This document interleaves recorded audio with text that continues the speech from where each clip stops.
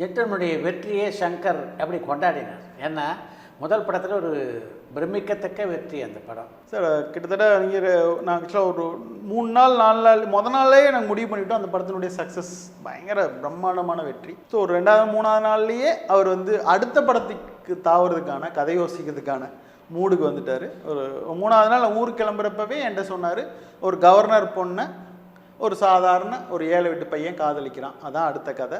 இந்த லைன் அப்பவே சொல்லிட்டார்.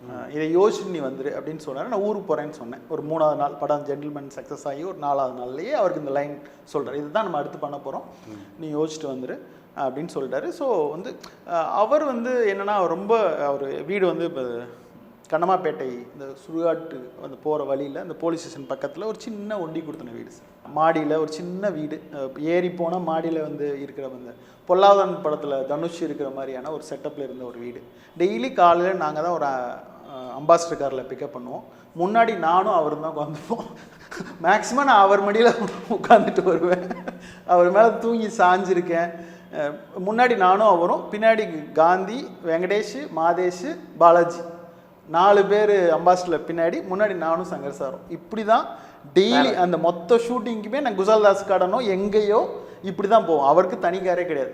நாங்கள் வந்து பிக்கப் பண்ணுவோம், பிக்கப் பண்ணி அப்படியே போயிடுவோம். சில சமயம் வந்து அந்த ப்ரொடக்ஷன் மேனேஜர் கல்லாப்பட்டி சீனிவாசன் ஒருத்தர், அவர் வந்து என்னென்னா பெட்ஃபோர்டில் போட்டு அனுப்பிச்சி விட்ருவார் என்னைய. சம்டைம் கார் அப்படி போகும், இல்லை மேக்ஸிமம் இப்படி தான்.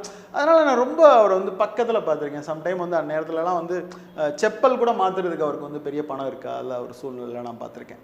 ஸோ கஷ்டமாக அந்த நேரத்தில் போய் கஷ்டப்பட்டு ஒரு செப்பல் வாங்குற அந்த சூழ்நிலையெல்லாம் ரொம்ப பக்கத்தில் பார்த்துருக்கேன். அந்த வீடை பார்க்குறப்ப எங்கள் வீடு மாதிரியே இருக்கும்.